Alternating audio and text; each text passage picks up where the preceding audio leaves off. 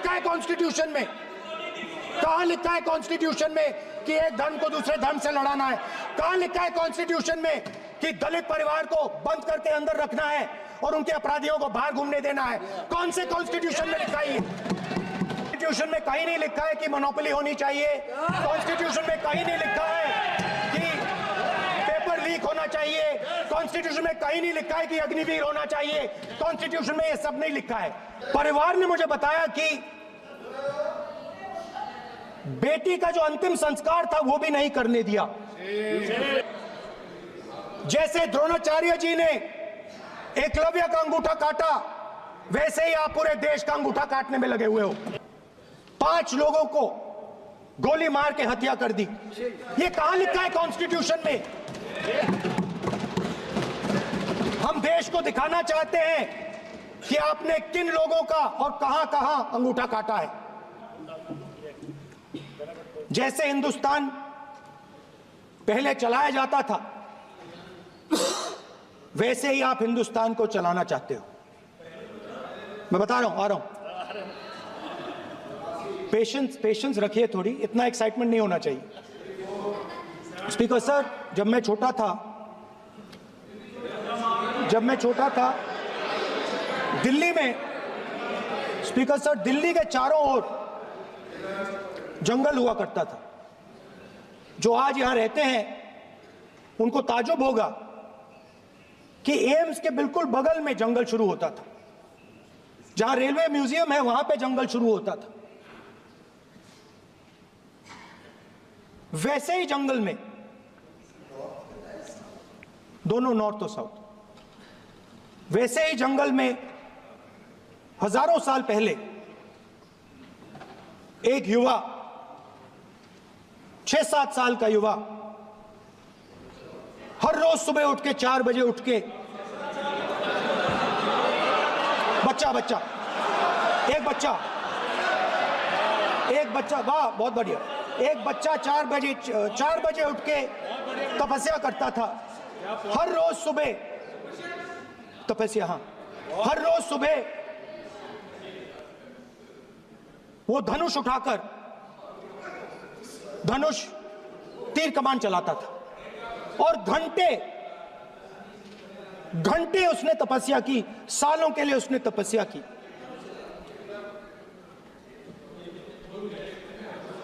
पास लोगों को पता लगने लगा कि लड़का है। यही तो आप नहीं समझ सकते हो, यही प्रॉब्लम है, यही तो प्रॉब्लम है। धनुष में तपस्या है, मनरेगा के काम करने में तपस्या है। तपस्या का मतलब शरीर में गर्मी पैदा करना, समझिए। हाँ, तब का ये मतलब है, तपस्या का ये मतलब है।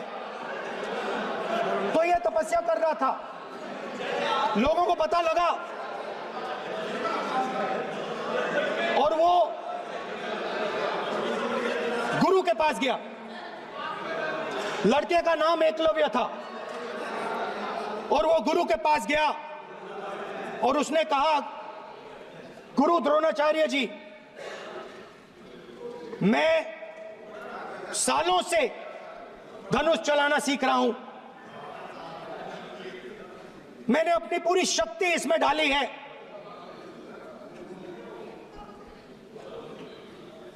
आप मेरी मदद कीजिए, आप मेरे गुरु बनिए। द्रोणाचार्य जी ने एकलव्य को कहा कि आप ऊंची जात के नहीं हो, आप ऊंची जात के नहीं हो, आप द्विजा नहीं हो। मैं आपका गुरु नहीं बनूंगा, यहां से तुम चले जाओ। और एकलव्य चला गया। फिर से एकलव्य ने तपस्या शुरू की, फिर से तपस्या शुरू की। कुछ साल बाद द्रोणाचार्य जी और पांडव उसी जंगल से निकले। एक कुत्ता भौंक रहा था, कहानी आपने सुनी है। सुना देता हूं। कुत्ता भौंक रहा था, अचानक कुत्ते की आवाज शांत हो गई। द्रोणाचार्य जी और पांडव पास गए और उन्होंने देखा कि तीरों के जाल में कुत्ता फंसा हुआ था।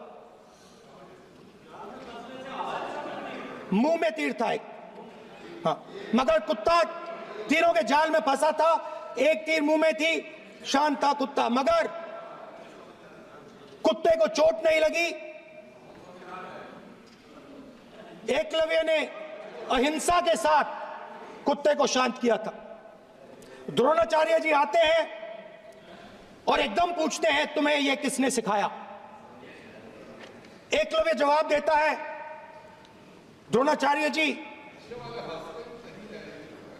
यह मैं सीखा हूं, मैंने तपस्या की है, घंटों मैंने प्रैक्टिस की है।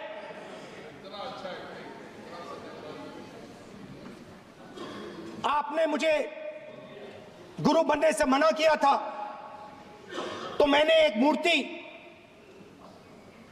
मट्टी की मूर्ति सामने रखी और मैंने प्रैक्टिस की और मैं सीखा। द्रोणाचार्य जी खुश नहीं हुए। द्रोणाचार्य जी ने एकदम कहा, तुम्हें मुझे गुरु दक्षिणा देनी है। नहीं नहीं, ये आपकी स्टोरी है, ये आपकी स्टोरी है। मेरी स्टोरी है कि द्रोणाचार्य ने पूछा।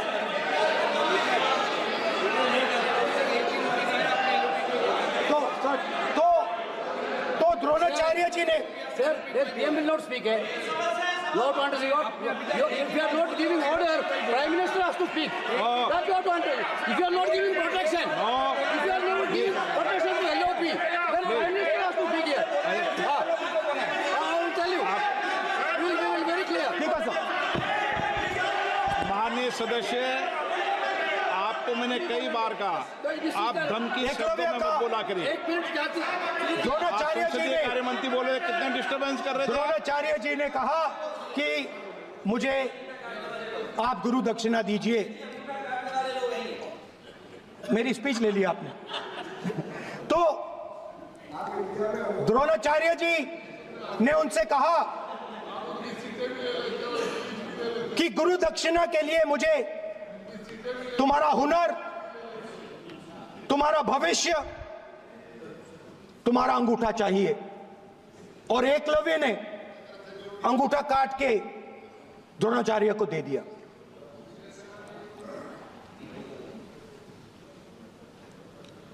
यह अभय मुद्रा है। इसमें कॉन्फिडेंस, स्ट्रेंथ, निडरता कहां से आती है? हुनर से आती है, इस अंगूठे से आती है। ये लोग इसके खिलाफ हैं। जैसे द्रोणाचार्य जी ने एकलव्य का अंगूठा काटा, वैसे ही आप पूरे देश का अंगूठा काटने में लगे हुए हो। आप जैसे ही एकलव्य का, जैसे द्रोणाचार्य जी ने एकलव्य का अंगूठा काटा, वैसे ही आप हिंदुस्तान के युवाओं का, जैसे ही एकलव्य ने, ठीक है सर, जैसे एकलव्य का अंगूठा काटा गया, वैसे ही आप हिंदुस्तान के युवाओं का, सबका अंगूठा काटते हो। जब आप अदानी जी को धारावी देते हो, तो आप धारावी के जो एंटरप्रेन्योर्स हैं, जो स्मॉल एंड मीडियम बिजनेसेस हैं, उनका आप अंगूठा काटते हो। जब आप हिंदुस्तान के पोर्ट्स, एयरपोर्ट्स, डिफेंस इंडस्ट्री, ये सब जब आप अदानी को देते हो,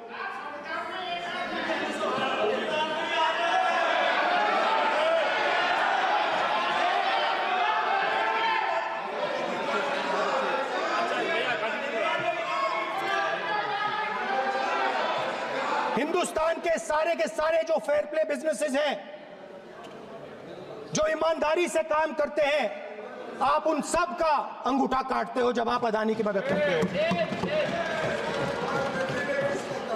कॉन्स्टिट्यूशन में लैटरल एंट्री कर आप हिंदुस्तान के युवाओं का, पिछड़ों का, गरीबों का अंगूठा काटते हो।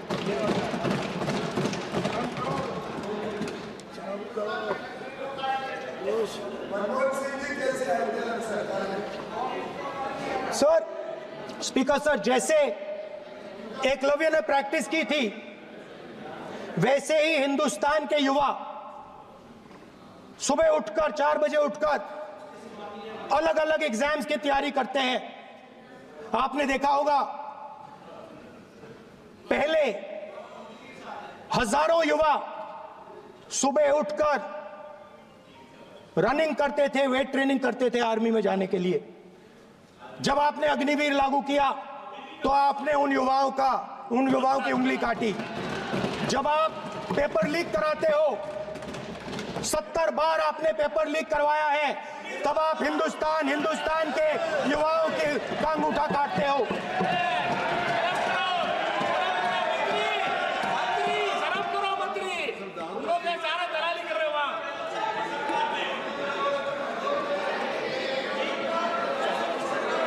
आज बाहर, दिल्ली के बाहर आपने किसानों पर टीयर गैस चलाया है, आपने किसानों पर लाठीचार्ज किया है। किसान आपसे एमएसपी मांगते हैं, सही दाम मांगते हैं, मगर आप अदानी को फायदा पहुंचाते हो, अंबानी को फायदा पहुंचाते हो और किसान का अंगूठा काटने का काम करते हो।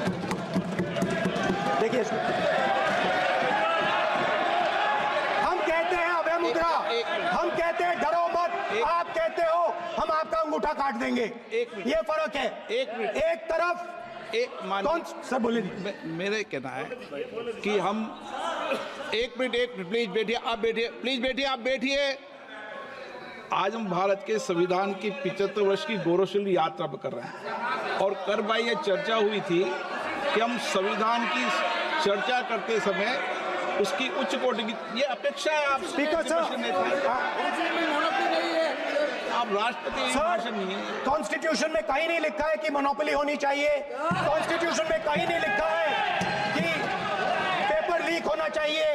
कॉन्स्टिट्यूशन में कहीं नहीं लिखा है कि अग्निवीर होना चाहिए। कॉन्स्टिट्यूशन में ये सब नहीं लिखा है, इसलिए मैं यहाँ रेस कर रहा हूँ। कॉन्स्टिट्यूशन में नहीं लिखा है कि हिंदुस्तान के युवाओं का अंगूठा काटना चाहिए, उनका जो हुनर है उनसे छीना जाना चाहिए।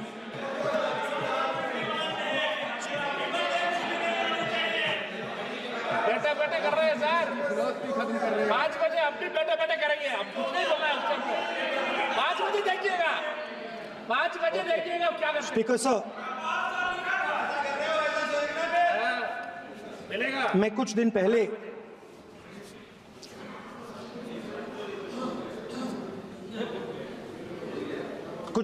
मैं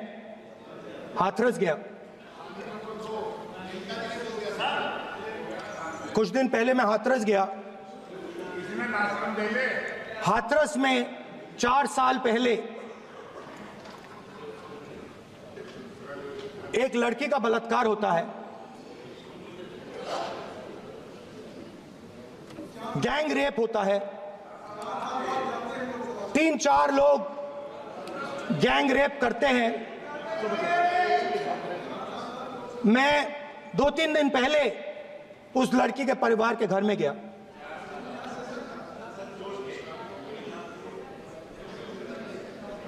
जिन्होंने गैंग रेप किया वो बाहर घूम रहे हैं और लड़की का परिवार अपने घर में बंद है। लड़की का परिवार बाहर नहीं जा सकता है। जो अपराधी हैं वो उनको रोज धमकाते हैं और वो बाहर घूमते हैं।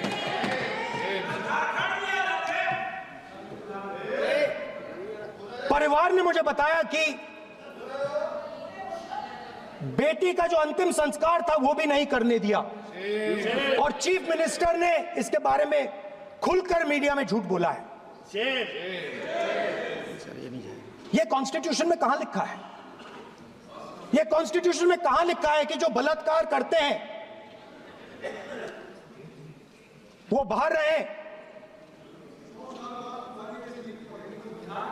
और जिसका रेप हुआ है, जिसके परिवार, उस परिवार को बंद कर दिया जाए? कहां लिखा है कॉन्स्टिट्यूशन में? ये आपकी किताब में लिखा हुआ है, मनुस्मृति में लिखा है, मगर कॉन्स्टिट्यूशन में नहीं लिखा। और अगर आप कहते हो कि यूपी में आपका राज है और वहां पे कॉन्स्टिट्यूशन नहीं लागू होता है, वहां पे मनुस्मृति लागू हो रही है।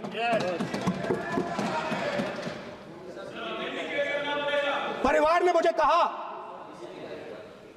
मुझे कहा कि यूपी की सरकार ने उन्हें वायदा किया था, कहा था कि हम आपका रिलोकेशन करेंगे, आपको कहीं और रहने की जमीन देंगे।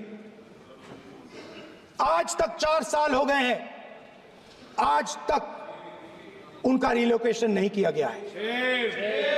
और हर रोज उन्होंने मुझे फोटो दिखाई, वो बाहर निकलते हैं और जिन्होंने बलात्कार किया वो धमकाते हैं उनको। तो मैं इस हाउस में कहना चाहता हूं कि अंबेडकर जी के संविधान वाले लोग, इंडिया गठबंधन वाले लोग, हम सब मिलकर उस परिवार का रिलोकेशन हम करेंगे, अगर आप नहीं करोगे तो। और हिंदुस्तान के हर गरीब व्यक्ति को हम ये कहना चाहते हैं, आपकी रक्षा कॉन्स्टिट्यूशन करता है, और ये बीजेपी के लोग कॉन्स्टिट्यूशन पर 24 घंटा आक्रमण करते रहते हैं। कॉन्स्टिट्यूशन में लिखा है, prohibition of discrimination on grounds of religion, race, caste, sex or place of birth. The state shall not discriminate against any citizen on grounds only of religion, race, caste, sex, place of birth or any of them. Some days back, youngsters from Sambal came to see me. Innocent people, they had done nothing. They were just, वो बस पास में थे, 5 लोगों को गोली मार के हत्या कर दी। ये कहां लिखा है कॉन्स्टिट्यूशन में? ये कहां लिखा है कॉन्स्टिट्यूशन में? तो लिखा है prohibition of discrimination of grounds of religion. और जहां भी आप जाते हो, एक धर्म को दूसरे धर्म से लड़ाते हो, नफरत फैलाते हो। कहां लिखा है कॉन्स्टिट्यूशन में? कहां लिखा है कॉन्स्टिट्यूशन में कि एक धर्म को दूसरे धर्म से लड़ाना है? कहां लिखा है कॉन्स्टिट्यूशन में कि दलित परिवार को बंद करके अंदर रखना है और उनके अपराधियों को बाहर घूमने देना है? कौन से कॉन्स्टिट्यूशन में लिखा है? मुझे दिखाइए।